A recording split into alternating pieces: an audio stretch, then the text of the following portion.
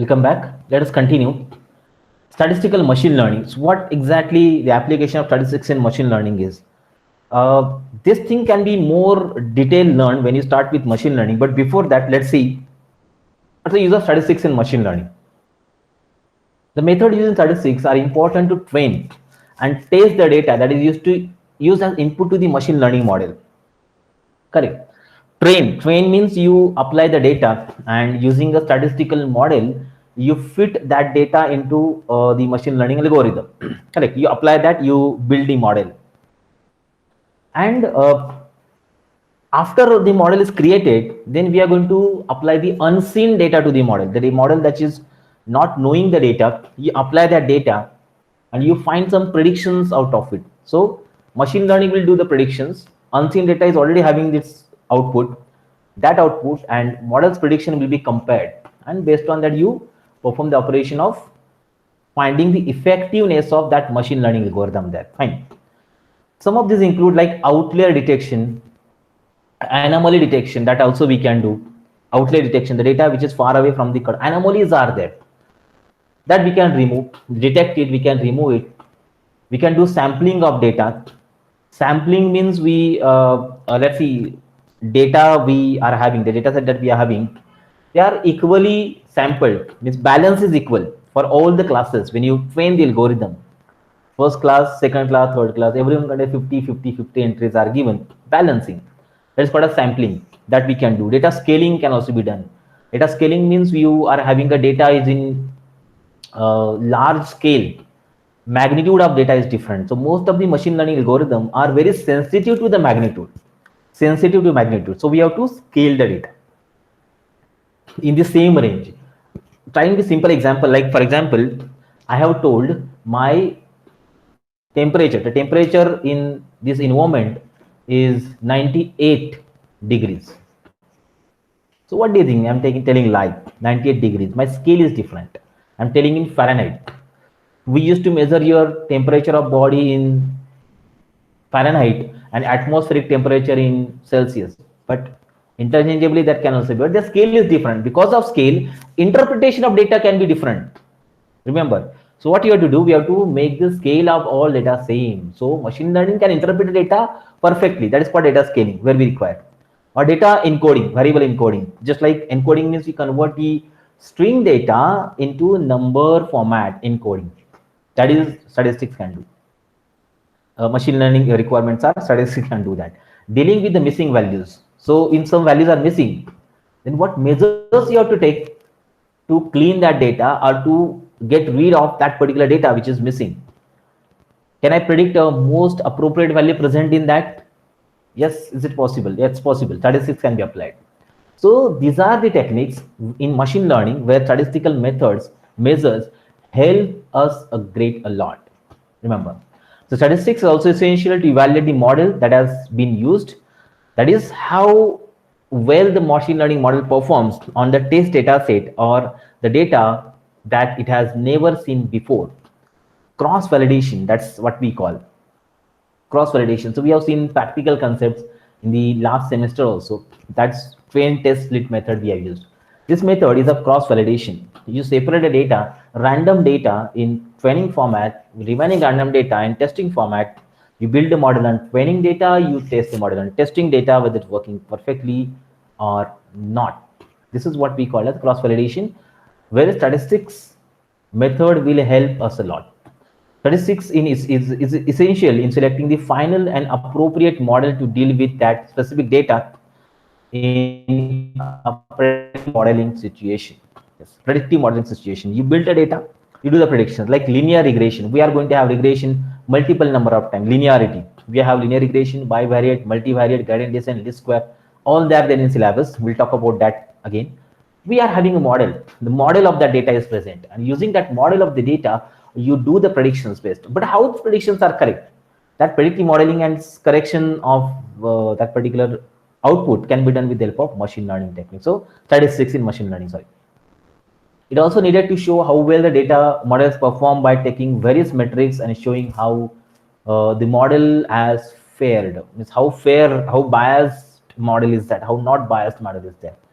Means in an individual class, Means the model is biased towards a class. Okay. For example, I'm having final model created machine learning is of almost 85% accuracy is there. But the model is having 70% accuracy for one class and 90%, 95% accuracy for another class. So you can see 70 and 90, and then averages we are considering there. So to check that differences, statistics is required in machine learning. So machine learning is surrounded by statistics. Make sure whether you use data processing technique, whether you use data pre-processing technique, whether you use modeling technique, or you use performance metrics checking technique, everywhere statistics is there. It's surrounded, as I told, surrounded by the statistics. But we need to understand at what location which statistics are used. Maybe for pre-processing different methods are there, for data modeling different methods are there, for performance analysis again different methods are there, and even for improvement in the model again different methods are present. That is what we call statistical machine learning. So machine learning surrounded by statistics. Now let's go one by one. Let's start with the descriptive statistics. What is the meaning of descriptive statistics? Descriptive statistics summarizes and organizes characteristics of a data set. So many ways are there by which you summarize or you organize the characteristics of a population of a data set. So data set is a collection of responses or observations from a sample or entire populations. That is particular data set. There may be data set is not completely done. You have received some set of data. You have received some responses, some observations which are present present in the population. You take it and you perform population on that. So this is what we call as the quantitative approach you follow in the descriptive statistics.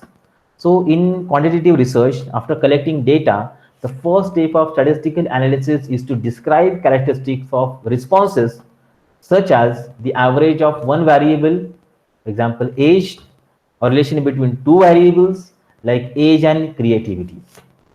Okay, characteristics you find with the help of descriptive statistics. This is help us to look into the data, how the data is actually organized, what property the data is carries, what anomalies data is containing, what outliers are there, what discrepancies that data is having. That identification is done with the help of the descriptive statistics. That's why we need to understand descriptive statistics in detail. There are three different kind of descriptive statistics are present and possible. Okay, out of it, second two we are having in this unit, and the first is having in second unit. There are three different descriptive statistics are present. First is distribution, concern the frequency of each value. Distribution of data and frequency of the values in a range of a particular value. How much is that? Where highest number of frequencies, where low amount of frequencies are there. Second is central tendency, that concern about the average of the values. Average means a common operation that you perform on that values. Called a central tendency. Third, variability or dispersion, that concern about the spread of the data. How the data spread is there. How well the data is spread, and according that the variability or dispersion can be found. Under dispersion again, 4 or 5 different ways are there by which you can check the spread out of the data. Okay, you can apply this to assess only one variable at a time in univariate analysis, okay, or to compare two or more variable using bivariate analysis. Univariate analysis, bivariate analysis, multivariate analysis. Three different methods are there. Univariate means only single array, single collection of data, population of data we have. Or we have bivariate, we have two. We compare them. And then we provide a summary statistics on that particular data, which is called as the bivariate analysis. And third is multivariate, more than two. But a multivariate analysis. So when we have more than two variables, so multivariate analysis can be done. You apply the data, apply the operation on at a time 3, 4, 5, 6 set of population, which is called as the multivariate analysis. Fine. Common definitions are there. Let's go with the examples of descriptive statistics. You want to study the popularity of different leisure activity by gender. Leisure activities by gender. By gender, different activities can be possible.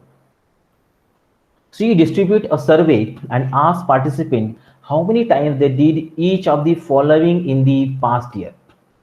Okay, what they have done? They have visited the library. Okay, in past year, how many number of times? First. Second, watch a movie at a theater. So how many number of times they have watched a movie in the theater? And the third, they have visited a national park. Okay. How many number of times last year? Maybe we have second two counts are zero. All counts are zero. Current situation, if you see, but it's a general idea. Okay. So your data set is a collection of responses to the survey. Okay, data set. You create it. You conduct that particular survey. Now, after conducting survey, we'll getting some numbers over here. Now we can use descriptive statistics to find out the overall frequency of each activity, that is distribution. Distribution we call, and average of each activity. This is called as the central tendency. We just check the distribution of the data and spread of responses for each activity. The three things are there: distribution of the data that we can find. After that, we can find maximum people are visited library for 10 number of times maximum, where high distributions are there. Okay, or maximum people have visited the movies which are in this particular age, or maximum male have visited the national park, female have visited the library, or both have visited theater or something like that, that we can find distribution of data. Okay, and second is averaged. Like on average, the people have visited 5 times in a library. On average, people have visited 12 times in theater. On average, people have visited 15 times in national park. Okay, like that is central tendency at a time we apply. And third, variability, spread of the responses. How it is spread is present in it. We'll see that practically how the spread is actually identified of the data. And it's very important to note spread also. So three different kind of attributes we can derive from the given questions, given surveys, which are given, which are the output of the descriptive statistics here with us. Let's start with the first, the measure of central tendency. Measure of central tendency. A measure of central tendency is one number summary of the data that typically describe the center of the data. Typically describe the center of the data, like mean, median, and mode. Mean, median, and mode are there, by which mean, median, and mode we can identify the summary of the data. Basically, central tendency we call. Centrally, a common operation, summarize operation you apply, and by which you can check the results for the same. Fine. So let's try that. How to check it? Let's one by one. What is mean? First one. Mean. So mean is defined as a ratio of sum of all the observations in the data to the total number of observations. What is that? It is average. You calculate the average. It is mean we call. So average we generally call in mathematics. Mean we call in statistics. That's the difference between them. Thus the number mean is the number around which the entire data set is spread. Is a number around which the entire data set is spread. It's a measure of the central tendency. See how it is calculated. Consider the following data set I just mentioned there, and we do the addition of all, and then we find the mean. Means it's a center of all the data where it is actually situated. Fine. Most of the machine learning algorithm basically uses this idea of means. Maybe we know the unsupervised learning algorithm of clustering, which is k-means clustering, a center on the mean. We find it, centroids are present, and then we find data is around it. What's the application of it? That's what the application present over there. Okay, so before going to the next one, if you want to perform this kind of operation on the actual data set over here, so we'll be making use of some methods. Some packages are there in Python. Also we can perform the similar kind of operations. I'll just show you how these are done: mean, median, and mode. And what's the application of that mean and median and mode in actual real world situation, that also I'll show you. Just a minute. which techniques or which kind of packages that we can use here in Python to perform operation, and what's the meaning of it, that we'll see. See, uh, some machine learning packages which Python internally contains. Okay, so machine learning packages Python internally contains, not machine learning basically, mathematical and arithmetic packages are there which we use, like scientific Python or numerical Python, or we use the package like statistics package are there. In that, there are certain methods present. Just a minute.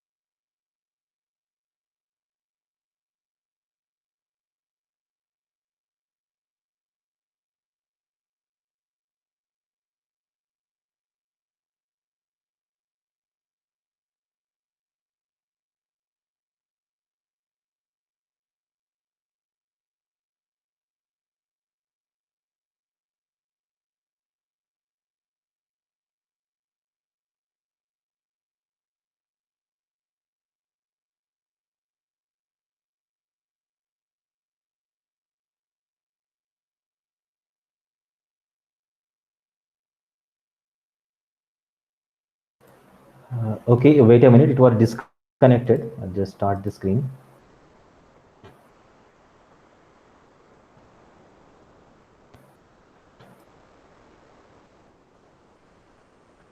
So, as I told, there are semi packages that we can use if you want to perform the operations and if you want to check these methods of central tendency or the methods which are used for finding dispersion, how exactly they are done. Numerically, we will see how these operations are possible and what's the use of it. And many techniques are available. Mean is actually very simple. There is no any special idea that mean uses. So any kind of methods are applicable that we can use. So there are some packages in Python that we can use, like statistics packages there, NumPy is there, SciPy is there, or in data pandas also it's possible to identify the mean or other different kind of method of central tendency so much easily. So just a minute.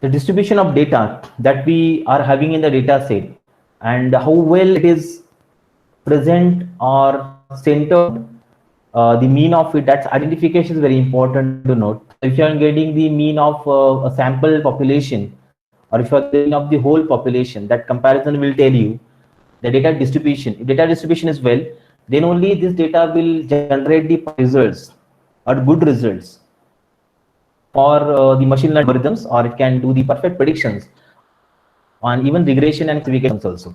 Okay, that's possible over there. So let's see how these operations are done. We'll check out for every method of central tendency, how they're applied and how they are same, how they are similar, how they are actually separated from each other also.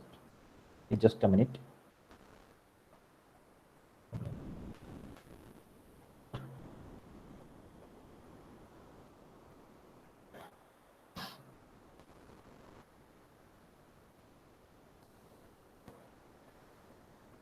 Yeah.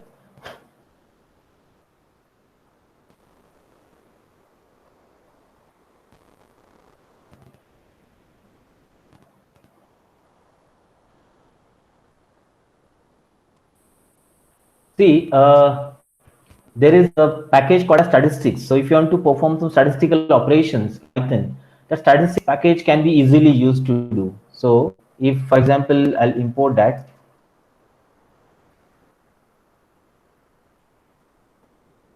as the name st to it, and from that, if you want to apply any statistical measurement to do that one, whatever we are having in syllabus, and we want to check that it's perfectly working, and same application that it is having, that we can find with the help of the functions which are present inside this package here. So let's see that. I'm importing from here. Okay, now see, I'm having a set of data with me. Let's say x is equal to, okay, like this, and I want to find the or average of all or all other facility that we can make use. So in these statistics here, you can see all these operations are possible. So in any machine learning algorithm, apply the mean, just like I told about. There's a clustering algorithm called as k clustering, which uses this technique to find the mean. For example, if you do this one, just can add all them together and can find the mean of all of these points here. Okay, fine. So total number of, I think 10 are there. Then like so, the mean is calculated by adding all together and divided by the element that we can see over here. So the element and their central, that can be identified with the help of the mean method here. Let's see. Now let's go for the second idea, which we call as the another method of central tendency, which is just a minute.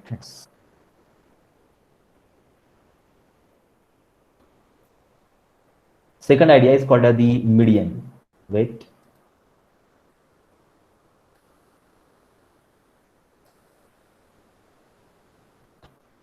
So mean is calculated by the average. It's exactly the average, as I told, we the mean in the statistics. Now second is median. The measure of central tendency is median. So median is the point which divides the entire data into two equal halves. Remember, entire data into two equal halves. So is it mean? What do you think? Is it mean? Not actually. Median is called as the middlemost element in the data set. It's a middle most present in the data set. That is called as a mean.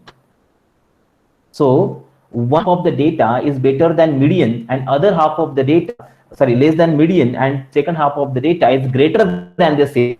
It means that the data is sorted there. Fine, that's called as the median, the middlemost element we call it. So median is calculated by first arranging the data in ascending or descending order. Either ascending or descending order. If the number of options are odd, median given middle observation in the sorted order. Middle observation. The number of elements are odd that time. And if the number of observations are even, median is given by mean of the two middle observations in the sorted form. It's called as median. Fine. So an important point is to note that order of the data, that is ascending or descending, does not affect the median. Whether you sort the data in ascending order or you sort the data in descending order, it doesn't matter. Okay, so it can be same in both the cases. So how it is calculated? See that how the mean is calculated. So I'm having a set of data here with me. To calculate the median, let's arrange the data in ascending order. The data which I have shown in the previous slide for mean, I just have taken this data as it is here. 11, 15, 16, 17. This is sorted now. Since the number of observation is 10 here, the median is given by the average of the two middle observation, that is fifth and sixth year. Correct. Fifth and sixth. So fifth observation is 17, this one, and sixth observation is 18. So 17 plus 18 divided by 2, it is 17.5, which is present here, center. Correct. This is called as the median. Now let's see how this median is used. We'll practically see, and let's talk about the differences between mean and median. And can it be same? Is it possible that mean and median can be same? And what's the effect of mean and median in the data distribution? What's the application of it? And how can I assume some important things about the data distribution present in the particular set of data which is present with me here? See this. I'm having the same data set presented here. I can check it out. Same data set is there. Okay. X, and I'll find the mean of it. St dot median of X. Now you can check it out. Median of X is 4.5. Now mean is 4.5 and median is also 4.5. It's interesting to note this particular point. Mean is 4.5, median is also 4.5. Now I'll change these values. How it's possible? Because after sorting the data, I'll just sort it. See this, sorted of X. Now after sorting the data, what I got 2 points at the center here. Which 2 points are there? Okay, these two, 4 and 5 are at the center. 4 and 5 are the center. So 4 and 5 are the middle position. So average of 4 and 5 is 4.5. That is what the median we got. Now if I change the number, so the number I'll whatever add, 10 numbers are there. I'll make these numbers as 9 only. Okay, and now let's check the median of it. It is 5. Means after sorting the data, let's sort the data. After sorting the data at the center, I got 5. Okay, I got 5. That's why only single element is there, which is at the present of the centermost position is taken called as median. And now we can see here 4.54. It means that data is ideally distributed. Very great. Normal distribution is data is there when mean and median of the data are same. Mean and the median of the data is same, that then you identify that data is perfectly and normal distributed. And most important thing is that when the data is sorted, means for example, if I having data something like this, y is equal to 1 2 3 5 6 7 8 9. Okay, and in this case your mean and median can be same. You have mean of y will be 5 and dot median of y is also 5. Data is equally distributed, means data is equally distributed. That time we are giving beta and mean and median are same. Now let's have a small change over here. What I'll do, see this number, this data I will change and will make this number as 90. 1 2 3 4 5 6 7 8 and 90 is there. So now execute that. You can see mean is 14 and median is 5. So there is a huge difference between mean and median are there. It means that data is not normally distributed. It may be having possibility to have outliers. Maybe having possibility to have the outliers present there. Remember, now if I add one more number, 100. Now see, it is 22 and median is 5.5 change. Possibility to have the outliers, and that outliers can be seen with the visualization method. Many box plot is there. We can see two outliers are there and a huge difference present over there, because median only check the same elements and mean checks the average of. So the last element or first element will not be the part of median. Median only check the middle elements. Okay, that is what the concept of median is called as. Two or single element which is present at the center that can be checked by using the concept of median. So one of the way by which we can check the central measure of the central tendency over here. Okay, so let's continue. The third method which is used here in the descriptive statistics for measure of central tendency is called as the mode. So let's check the mode. What do you mean by the mode? So in the mode, again, few more operations are possible. Mode. So mode is the number which has having maximum frequency in the entire data set, which is having maximum frequency in the entire data set. Or in other words, mode is the number that appears maximum number of times.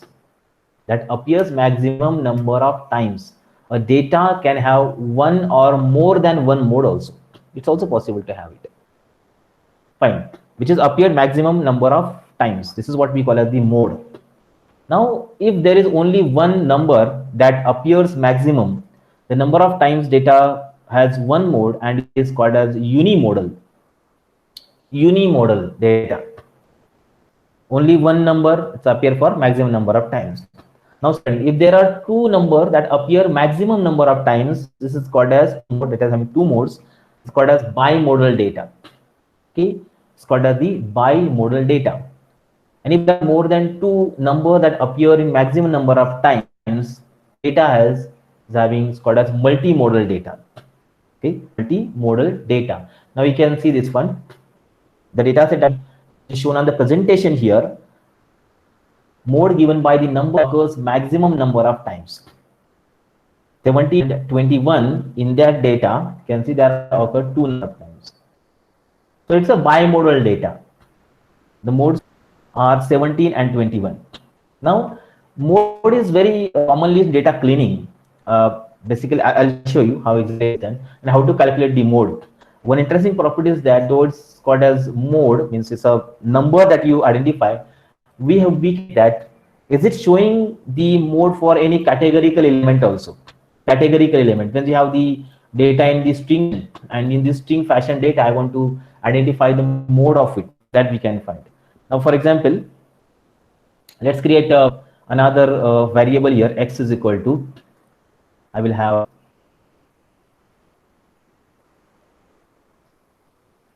okay, something like this. And now let's see st dot mode of X. Now see, okay, which element is of number of times? You can see 5. 5 is occurred for two number of times are there. It's there for two number of times, I think, but 4 is also present for two number of times, but it is not shown that over here. There are some other methods are there. So this particular function is showing this for only one times. In I've stored that in the number format. Now see.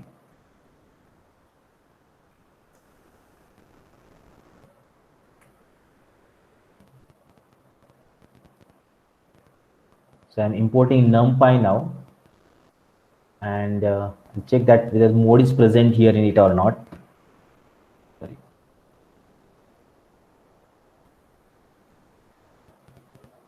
No, it's mode. So see this. Putting pandas, and now I'm creating a simple series object here. Series is the data which is present there in the pandas file, and I'm creating a series data structure here. Now I'll apply the mode here, the s dot mode. So here's the mode function. Now you can see that which number are present two number of time. Now in the statistics, okay, here in the statistics package, I have given this element. It is showing only first element is occurred for maximum number of time, which is 5. You can see the 5, correct? 5 occurred 2 times, 6 occurred 2 times, even 7 is also there for 2 times. The 5 is shown only. Okay, it's a part of that function. It returns only single value.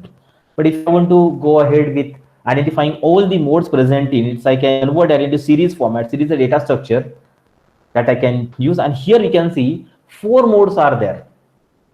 4, 6, and 7. They occurred for 2 number of time. Now, if one of them I've increased 6. Now see, I've added C. Now see the mode. Only single element is there, present in series format. So if I want to extract that exact element from the mode, so I can put that index number of it as a mode of 0. It is 6. Fine. So this is the way that we can find the mode. And most important thing is that if you use the data something like this, what I'll do, sorry, I'll write here emails combinations.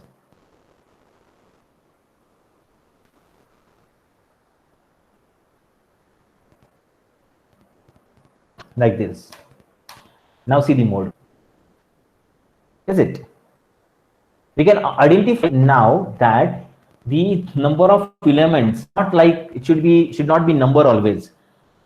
We can have the string values also in the series here. It can identify the mode of it, the element which is occurred very frequently inside it. Now see, one application in case of data is missed, if any of the categorical columns, some data is missed somewhere. So instead of that, what data should be present, that we can identify with the help of the mode. So most frequent element we can put instead of that missed data. Fine. That is what the meaning of the or use of the mode is, most frequent element. And if I apply this here,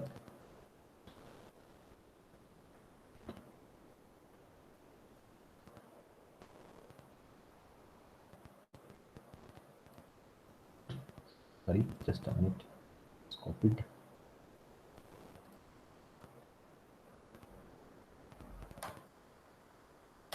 F, most frequent element added, but result is single here and result is multiple. Okay, if say for example F is there for 1, 2, 3, 4 times, M is for 3 times. If I make it M, so it's only single is shown. So now both will be shown, F also, M also, multiple times. That we can find. This is what the concept of mode, which is used here, and to perform operations is how it's calculated. The most number of elements present. So in data cleaning operation, basically these kind of operations are very regular used and applied. Right? This is called as the mode. Let's continue with another method of dispersion here. Just a minute.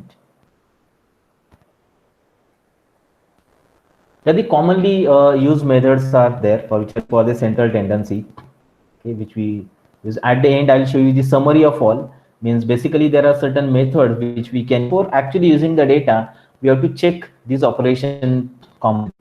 Now see in the note, since median and mode does not take all the data, okay, all the data points for calculation, these are robust to outliers, which we have already proven. Fine, outliers, robust to outliers, these are not affected by outliers, correct? So outlier is not possible by mean and mode.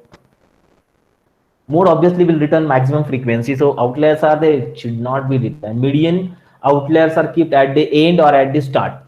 Fine. So middlemost element cannot be identified by that. This is first point to note, which is difference between mean and median and mode are there.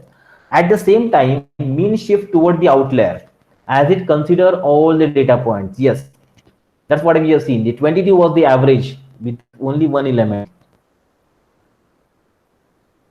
Consider all the data points. This means that if outlier is big, mean overestimate the data, and if it is small, it is underestimated.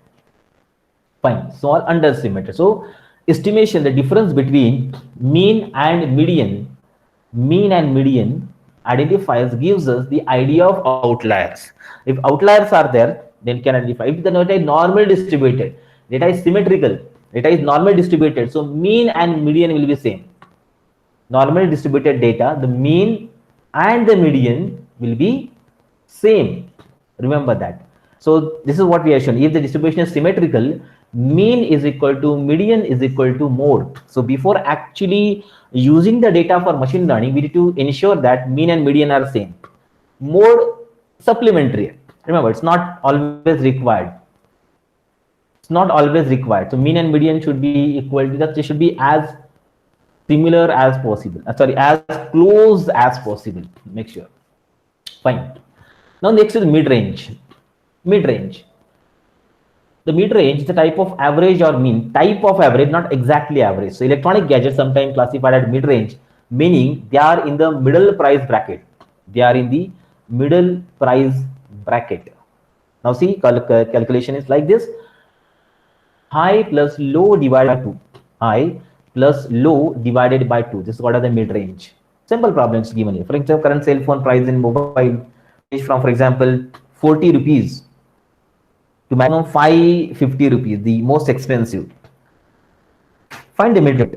Okay, the two steps which I mentioned over here. Number one, add the lowest value to the highest value, that is 5 plus 40, that we got 590. Okay, and divide it by step 2. So 90 divided by 2 is equal to 295. So the mid price mobile phone will be priced around $290. Okay, it's called as the mid range. Now can I use this mid range as the identification of the data, just like we are used for mean and median? So we'll see. So just a minute, I'll show you. There is no any function by which we can identify the mid range. We have to create this formula, and with the help of that formula, we have to identify the values of mid range. Okay, just like the example that we have seen here. Okay, so example of X I have taken here. This one, I'll just copy it. Okay, X. Okay, so we'll see np dot mean of X. So it's possible np dot median of X. 5. So they are somewhat close to each other. 4.5. 0.5 difference is 0.45 difference is there between them. Okay, and now what's the mid range? So we can apply the function. It's like max of X plus mean of X divided lane of X. Is it true? 72. Maximum plus divided by total length. This is called as the mid range. You will get the mid range here by this method. So is there any method that will provide? Mid range is not there. We can't identify the mid range by the. So this is a function. So distribution of the data can also be seen by this method. So most of the time we can find that higher value is higher. It is moving towards the high value. Like 7.2 means very high value is higher. And if it is moving toward the low values somewhat very lower, that's we can identify. So the mid range, as in these formulas, the mid range are calculated. Fine. And just like mid range, we are having one method of tendency which is called as the range function. Range is from where to where. Okay, it's like from where to where. How it is there? Okay, so that's a part of the dispersion. Now the data, how it is spread, how the data is distributed, that will be found. Now second method, for tendency we are having mean, median, mode and mid range, which are used to find this tendency, the operation that you can apply as a whole there. Now second is called a dispersion. What is dispersion? Dispersion refers to measures of how spread data is, the spread of the data present in the set, that can be termed as a dispersion. Typically, there are for which the near zero value signify not spread out at all, and for which the large values are, they signify very large spread out. The spread of the data that we can find with it. Now, these methods are more statistics than the mathematics. There are multiple types of dispersions. We are having absolute deviation from the mean, deviation from the mean, or variance, standard deviation, range, quartiles, skewness, kurtosis. Last two, okay, they are not there in a syllabus. We'll see that. We'll see theoretically also. First five are there. We'll focus on that and try to identify what's the meaning of it, how and why they are used actually in the data science. So dispersion, spread of the data, and their summary can be seen with the help of the dispersion. Let's start with the first one, mean absolute deviation. Okay, mean absolute deviation, that is MAD, M-A-D. Okay, so the mean absolute deviation from mean is also called as mean absolute deviation. That is, absolute deviation from mean is mean absolute deviation. So any name can be present over there. Okay, drives the variation in the data set.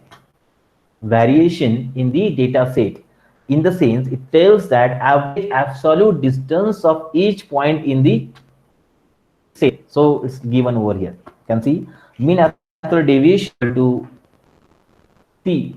First I subtract x of I minus x dash. Okay.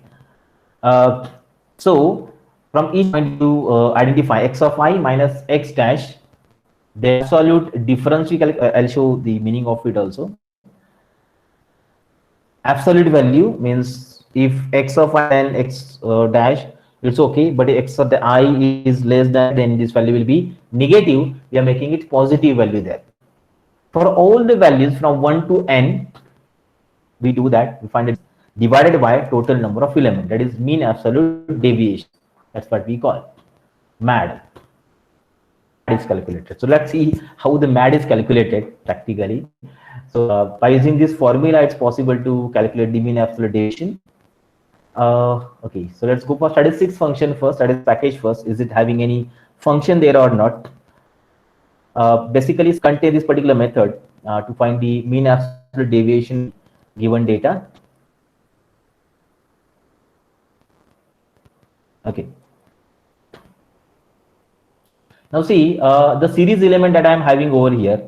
This is, I'll just copy from here.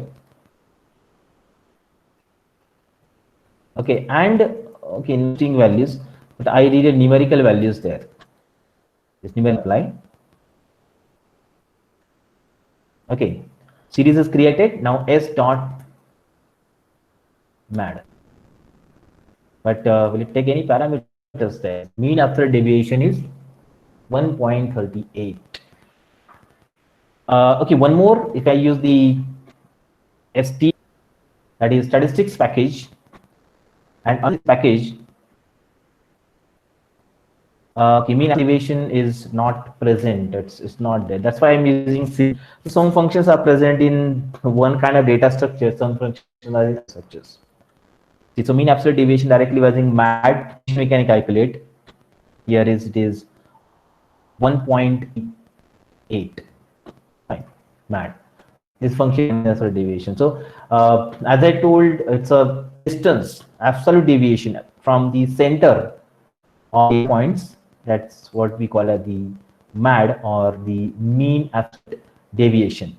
Second one is very interesting to see, which we basically use to find the variations in the data set, which is called as the variance.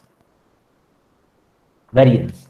Very regularly, we will have this particular name multiple number of times. So in statistics, variance is a measure of how far individual numeric values in the data set are from the mean or average values. Okay, how far individual values in data set are from mean or average values. So the variance is often used to quantify spread dispersion, as we have started already with that. Spread is a characteristic of sample or population that describes how much variability there is present in it, how much variability are there in the data set, that we can identify the help of the variance. High variance tells us that the value in our data set are far from their mean, far from the mean. So our data will have high level of variability, far from the mean. So are having high level of variability. On the other hand, the low variance tells us that the values are quite close to mean. It means that the data will have low level of variability. Low level of variability. This is what the variance will actually identify. Now see how the variance calculated. So to calculate the variance in our data set, we first need to find the difference between each individual value and the mean. Difference between each value. Variance is the average of squares of those differences. We can express the variance with the following equation. You can see expression present here. The expression is like sigma square. Y square, that I'll tell. Sigma is actual deviation. Sigma square is equal to 1 divided by n, total number of element, into summation I is equal to 0 to n minus 1. I equal to 0 to n minus 1. Okay. Summation of x minus mu. So mu stands for mean or average of those values. Square. So of total values in the data set. This term x minus u, which is, you can see over x, I mean individual element, minus mu. Mu is called as deviation from the mean. Xi minus mu is a deviation from the mean. So the variance is the mean of square deviation. That's why we denote it as sigma square. Okay. This one. So by this method, they are calculated. The variance will be calculated by this method. This is how this is formula is there. We'll talk about it, how it's calculated now. Let's take an example of it. See that. Say we have a data set like 3527113. To find the variance, we need to calculate the mean, which is like 3 plus 5 plus 2 plus 7 plus 1 plus 3 divided by 6 equal to 3.5. Fine. Then we need to calculate the sum of square deviation from the mean of all the observations. Okay. Every element is considered there. Okay. And its deviation from the mean, its square, and their addition is calculated. Whatever we got, to find the variance, we need to divide the result by the number of observations that we over here. See that. So according to the of variance, these values are calculated here. See, this is the way that we calculate the variance of the data. So if you compare the variance, like 3.5 is the mean and variance is 3.91 here. Okay, variance is 3.91 and the mean is 3.5. So let's go for this. Just a minute. We'll talk about the variance now, how the variance is calculated. So basically, variance means more variances, as I told, more amount of information is present there. Low variance means no much information is present. That's what our assumptions are. And using the variance, we are going to find a deviation of the data. Okay. So the data set which I'm having over here, let's say it is X. Okay. See this one. This is our data set. X is the data set present here. And now we are going to find these values here. Just a minute. Okay. So like np dot of X. How much is that? Okay, it is 4.5. Okay. First of all, we have calculated mean, and then the squared deviation from the mean for all the values we have calculated. Okay. So how many number of elements inside it? That's what the length is there. See, for example, for n in range, sorry, n in x, means from x one by one element I am taking in n variable here. Okay, you will have one variable like add, which is equal to 0. You'll have add is equal to, okay, add plus for every element, means the element that I'm extracting from it. Just a minute. For every element which I'm extracting n minus, what's the mean? Yeah, this is the mean.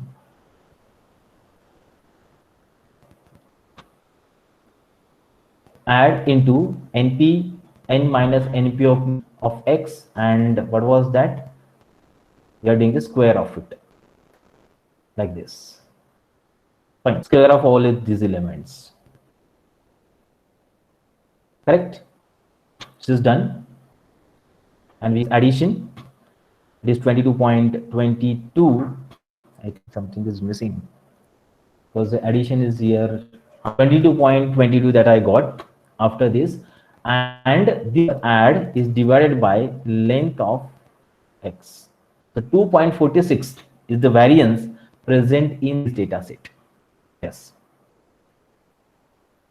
How it's calculated? It's complete the formula which I have shown here, mathematically how it is calculated. So mean and then addition of all the mean raised to 2. We do the addition for all the numbers, and whatever addition you got divided by total number of element that we have, that is 2.46 is the variance now present in this particular data set. So this is calculated variance is denoted as the sigma square. Okay, as we have seen on the presentation here. So this is the method that we, and now there are certain methods, there are internal functions also present. With the internal function also we can coordinate this population variance. Now see, for example, in ST there is a function called as p variance, which we can use, this one p variance, to identify the population variance. Let's say I'm having one variable here, x is equal to, I'll just make some different combination of the data and I'll calculate the variance of this data. So variance is 6.48 now, this data. So p variance function will calculate that variance, or basically how it's done, you can check out the example which I shown above. With the help of it, the population variance is calculated. Involved function also we can use, or we can use the formulas also by which the variance present inside a data set can be calculated. Okay, so this is how the different methods are there. The dispersion, to finding the dispersion, many more are yet to there. After this particular session, we'll talk about other methods which are in the finding the variance technique, that is standard deviations are there, and many more, like the variance we have seen, kurtosis, see in the upcoming sessions with you on the link that also I'll share you onwards. Fine. If you have any questions or doubts,